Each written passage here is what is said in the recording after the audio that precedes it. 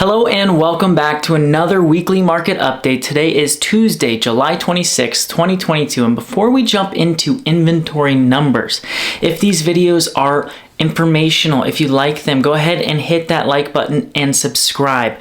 Drop a comment down below if you have any questions at all. We're more than happy to answer those. Let's jump right into the inventory numbers. This week we have 17,295 active houses on the market currently right now, and that is up from last week's 16,408 units. This has been a weekly trend of big increases in number of units. And I was recently talking with my real estate partner, Clay, and basically he was summing it up as so.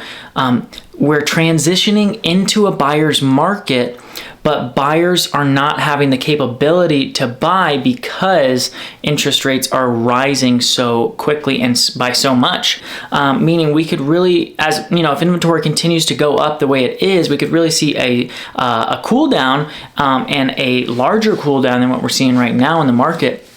The thing that will stop the market, you know, from going from like a cool down to more of a crash, in my mind, is the majority of homeowners out there only own one home. Interest rates will continue to raise, and those people just won't want to sell their house to go buy another one because it won't be practical and affordable to do so. You know, if someone's used to a $1,500 a month payment and that turns into a $3,000 a month payment, that would be a huge strain on many. So I just don't see that really happening. People abandoning their house or going to sell just because the interest rates are going up so quickly. The Fed actually comes out today with another announcement of what they will do with rates.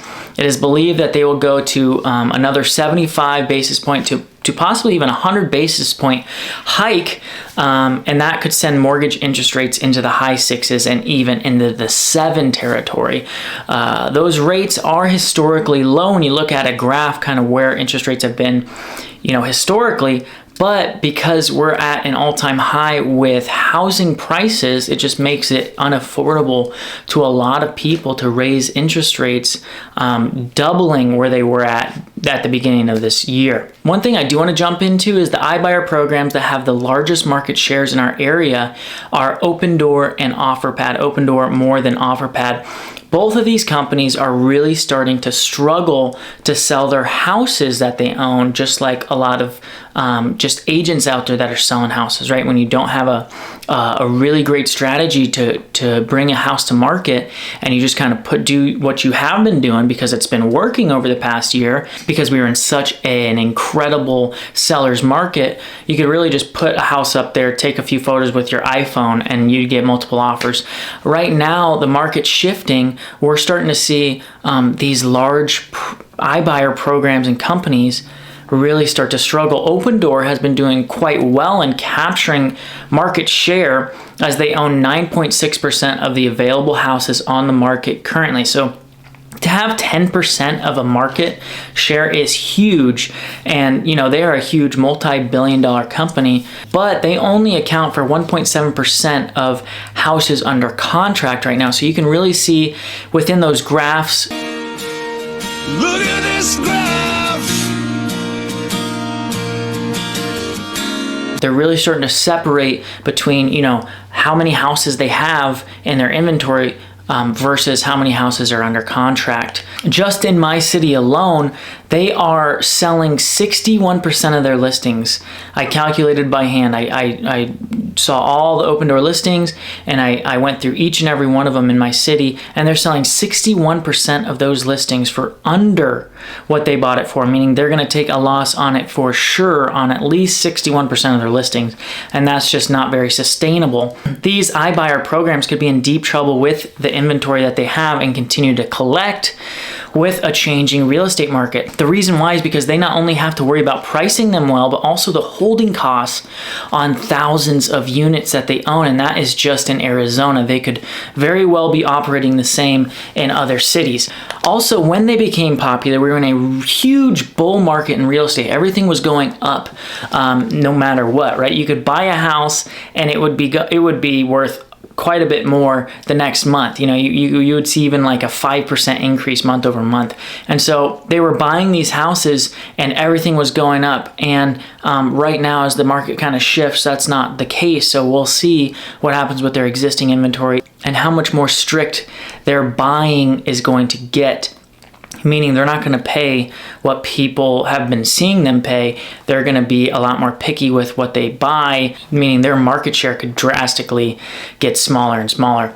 Let's take a look at the Cromford report, but before that, let's take a look at another chart, and basically it's the chart of foreclosures. And this is why I so strongly believe that this is not going to be another 2008. Here's the foreclosures right here. They're up a bit because during COVID and the regulation during COVID, we basically couldn't foreclose on anything, and was put, when that was all put into place and halted for like 18 months. But check out how low those numbers are still. And I believe that they will stay that low as well. And that's because people aren't just going to walk away from their home if the market goes down, because first off, they have a ton of equity in their house and it's going to take a lot to empty all of that equity.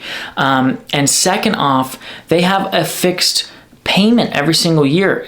Back in 2007, 2008, people were walking away from the houses because these adjustable rate mortgages, their payments were shooting up. They couldn't keep up with those payments. And because of that, they were walking away and saying, here you go, bank, like we can no longer afford this. And they probably couldn't afford it in the beginning too, because of stated income loans. They were just saying, hey, I make 200 grand a year and I can afford this house. Meanwhile, they're really making, $70,000 a year. The CMI, you can see, is 131.5 right now, right? And so basically, we've talked about this before. It's a Cromford Market Index. That means 131.5 means 1.315 buyers for every listing out there in the entirety of the Phoenix market, right? So according to that number, we're technically still in a seller's market in the entire Phoenix market, but as you can see, supply continues to go up week over week. CMI continues to go down, and demand obviously is going down, and we're in the red in demand. Here's a list of the top 17 cities in Arizona where they come up on the CMI as well as where they were last month. And you can see in Surprise, Chandler, Peoria, Tempe, Gilbert, Maricopa, Queen Creek, and Buckeye, they are in a neutral or buyer's market already. So we have seen a huge market shift in the CMI, and here's a graph kind of showing you a little bit better over time and how quickly that has shifted downwards. So we're seeing this is a huge shift, and it's very quickly shifting this way just because of this external force that I talk about week after week, which is the Fed and raising interest rates. So that just takes affordability right out of the question. My own clients, I'm seeing a slowdown for sure in interest rates and buying, and even selling as well. Some people really want to move areas, or the house doesn't quite fit them. So I'm still on the hunt for a few of those clients, but I am seeing inquiries into buying, which usually, being a younger agent, we're getting more buyers than sellers. We're seeing inquiries into buying be, almost non-existent, just because of how, kind of tumultuous and not very predictable the market is right now. People are kind of just backing out, being a little bit more conservative, and just saying like, hey, I just kind of want to sit this one out on the sideline to see, what's going to happen with this real estate market. So that's totally, a total valid point. If someone wants to basically sit on the sideline and be like, this market is kind of crazy right now, I don't know what's happening, I just want to see what happens, that is totally all right. And that is something that we even advise on some of our clients, like, hey, during the time when people were paying 50, 100 grand over ask, I had a couple clients where I sat down with them and was like, maybe right now is not the best time to buy because you don't have that capability of doing that.